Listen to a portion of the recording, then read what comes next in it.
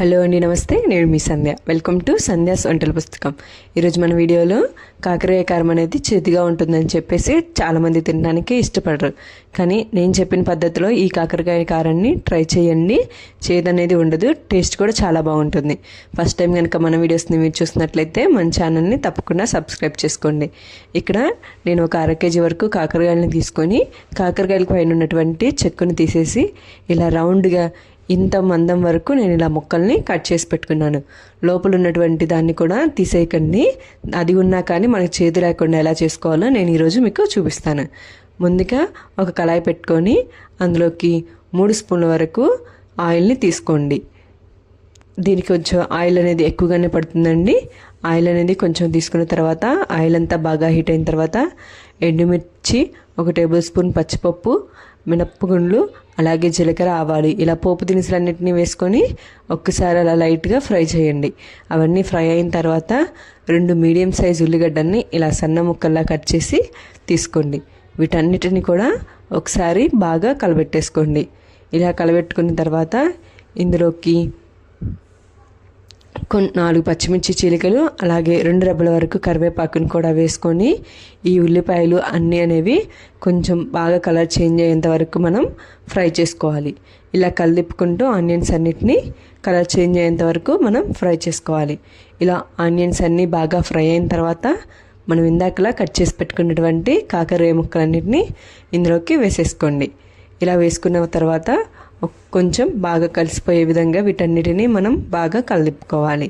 ఇలా అన్నీ బాగా కలిసిపోయిన తర్వాత ఆయిల్లో అనేవి 1 టేబుల్ స్పూన్ వరకు పసుపు, అలాగే 1 స్పూన్ వరకు సాల్ట్ని వేసేసుకోవాలి. ఇలా వీటన్నిటిని వేసుకున్న తర్వాత ఒకసారి బాగా కలిసే విధంగా కలబెట్టుకోండి. మూత అనేది ఏమి పెట్టకుండా కాకరకాయలని మధ్య మధ్యలో ఇలా కలిపుకుంటూ మనం కాకరకాయలని బాగా ఫ్రై చేసుకుంటూ ఉండాలి. ఫ్లేమ్ అనేది మీడియంలోనే పెట్టుకోండి, లేకపోతే హైలో పెట్టుకుంటే మనకి మాడిపోతాయి తొందరగా. కాబట్టి మనం ఫ్లేమ్ని మీడియం టు సిమ్ మధ్యలోనే అడ్జస్ట్ చేసుకుంటూ కాకరకాయలన్నింటినీ మనం బాగా కలర్ చేంజ్ అయ్యే విధంగా మనం ఫ్రై చేసుకోవాలి.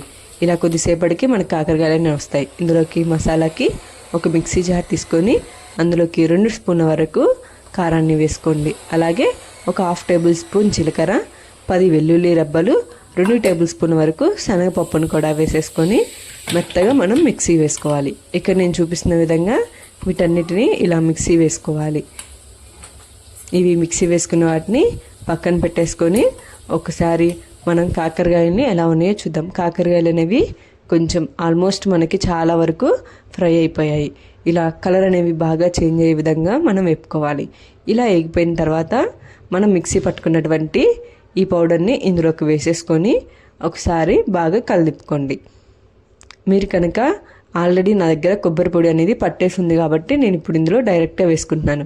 మీకు కనుక కొబ్బరి పొడి లేకపోతే ఇందాక మిక్సీలోనే ఒక 3 ఇంచుల వరకు కొబ్బరిని కూడా ఇందులోకి వేసేసుకోండి, 3 టేబుల్ స్పూన్ వచ్చే విధంగా. వీటన్నిటిని ఒకసారి వేసుకున్నాక అంతా కలిసిపోయే విధంగా బాగా కలబెట్టుకోవాలి. ఇలా కలుపుడు సాల్ట్ని చెక్ చేసుకొని సాల్ట్ని కూడా వేసుకోండి. మీకు కనుక చేదున్నట్టు అనిపిస్తే ఒక 1/2 టేబుల్ స్పూన్ వరకు బెల్లం పౌడర్ని కూడా బెల్లాన్ని కానీ ఇందులోకి వేసేసుకోండి.